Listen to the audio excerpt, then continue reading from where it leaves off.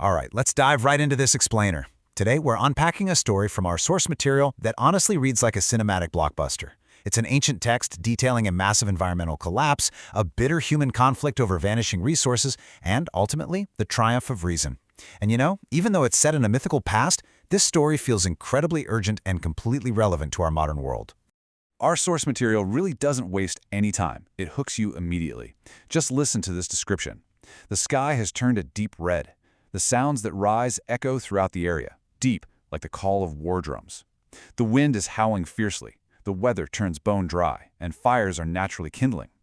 We are literally plunged straight into this terrifying, highly sensory experience on the cracking dry banks of the Mahavaluka River. It's not just your average dry spell. The environment itself is howling, sounding exactly like it's preparing for battle. So let's get into Section 1, the dying river.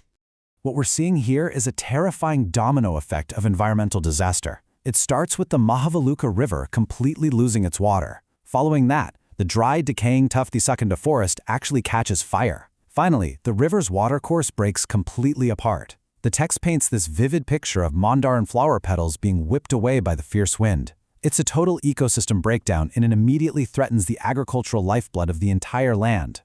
And this is where the text shows us nature's incredibly cruel deception during a severe drought.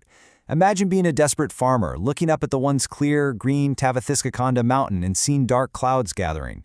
Normally that's a sign of hope, right? You'd think finally rain. But the text reveals a really bitter truth. Those clouds are just smoke billowing up from the burning, decaying forests. Talk about a devastating omen. Moving on to Section 2, Despair and Divided Kingdoms. The fascinating and kind of tragic thing here is that as the physical landscape literally cracks, the psychological landscape of the people shatters right along with it. On one hand, as the river drops, the text notes that the moisture in the people's hearts diminishes too. Left with absolutely no drinking water, their selfish survival instincts naturally start to take over. But then, on the other hand, look at the rulers, King Simham and King Nagarawulu, who's also known as Vasuki. Instead of stepping up to save their dying people, these famously nervous, quick-tempered kings are actually distracted, pondering if they can use this massive calamity to expand their own territories. It's wild. Meanwhile, you can hear the pure, visceral desperation of the everyday people living along these riverbanks in this quote. "Goddess, this disaster is our destruction. Lakshmi Devi, do not turn away from us." They are crying out, begging the goddess of wealth and prosperity to just stay with them.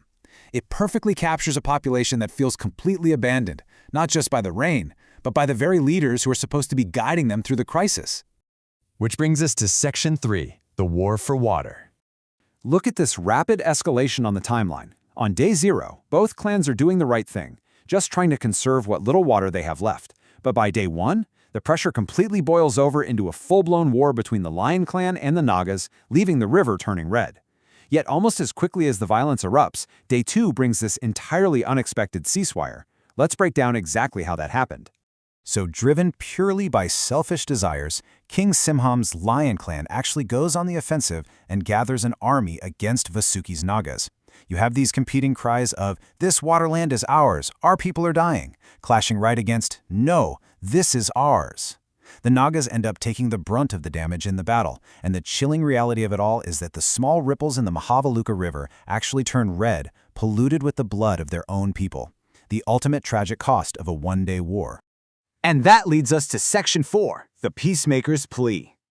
Just as destiny seems to shatter on the battlefield, we get our turning point.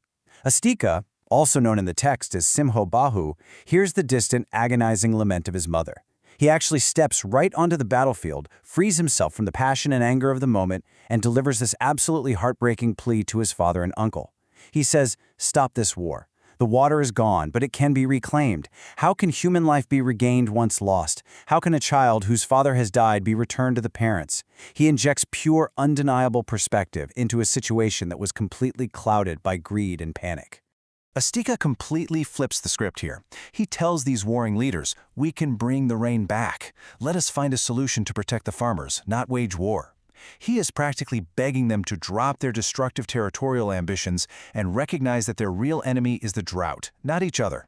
He points out that the only actual way to survive this is to collaborate, to focus all their combined energy on agriculture and protecting the people who actually work the land. And remarkably, his logic works. Following this profound realization, the war camps gradually calm down. You can almost feel the tension dissipating as their thoughts shift in a brand new, peaceful direction. The story then transitions into a much more hopeful tone. We're introduced to Astika's cousin, Mandodari, described as a maiden embodying grace and virtue who adorns herself in golden attire with the blessing of everyone there. The narrative finally concludes on a peaceful note, with Astika, Mandodari, and their mothers leaving the battlefield behind, journeying together to the Singagriya Palace in the kingdom of Kosala. So to wrap up this explainer, we really have to look in the mirror and connect this ancient text to our modern reality. Because let's face it, resource scarcity is a very real, growing issue today. This story asks us a direct question. When our own rivers run dry, will we react with the pure selfishness of warring kings? Or will we, like Astika, remember that cooperative problem-solving and irreplaceable human life absolutely must be valued above all else? It's a huge question and a powerful thought to leave you with today.